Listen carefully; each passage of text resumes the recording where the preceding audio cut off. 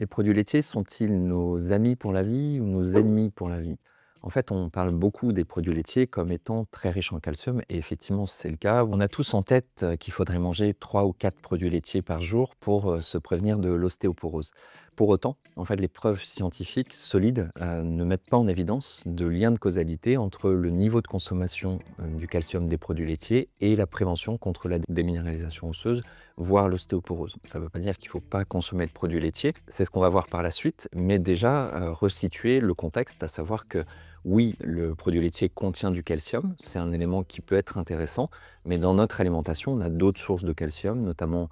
les légumes, les fruits, les produits végétaux, qui vont contenir d'autres micronutriments qui ont plutôt un effet favorable sur la prévention contre la déminéralisation osseuse, comme d'autres facteurs liés à notre mode de vie, comme l'activité physique par exemple, qui va être très importante. Après se pose la question de la tolérance aux produits laitiers, et là on a deux sujets qui sont importants. Le premier, c'est ce qu'on appelle l'intolérance au lactose, à savoir que quand vous buvez un lait liquide, que ce soit un lait de chèvre, de vache, de brebis, vous avez un sucre qui est le lactose, et on a une capacité à digérer ce lactose qui est très variable en fonction des individus. Certaines personnes vont très bien le digérer et d'autres vont au contraire très mal le digérer parce qu'elles manquent d'une enzyme qu'on appelle la lactase. Il faut savoir que cette enzyme, naturellement, on a tendance à la perdre au cours de l'enfance. Simplement, si on continue à boire du lait au cours de l'enfance, de la vie adulte, on va auto-entretenir l'activité de cette enzyme, ce qui fait que certaines personnes vont très bien tolérer le sucre du lait qui est ce lactose. Les personnes qui sont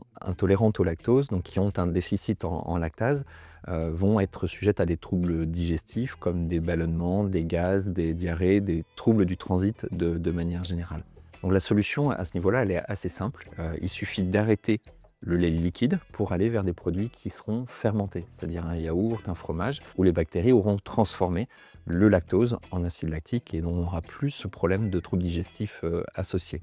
Et donc ça, c'est vraiment un point important puisqu'on parle ici d'intolérance au lactose, ce qui n'a rien à voir avec des problématiques d'ordre inflammatoire extra-digestif, qui là concerne un autre sujet qui est ce qu'on appelle l'hypersensibilité aux caséines de lait. Et selon l'origine du produit animal, on va avoir des natures et des quantités de caséine qui peuvent varier. Et on incrimine souvent les produits laitiers d'origine bovine, c'est-à-dire le lait de vache, parce qu'effectivement, il contient des caséines qui, chez certaines personnes qui ont une prédisposition génétique et qui accumulent d'autres facteurs de risque, on peut avoir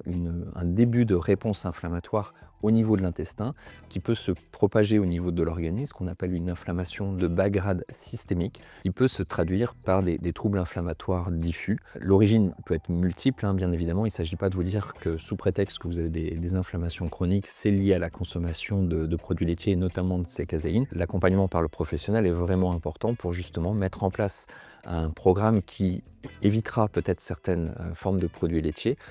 mais qui permettra aussi de conserver toutes les protéines laitières, tous les produits laitiers qui ne posent pas de problème pour garder le maximum de variété et de plaisir dans l'alimentation.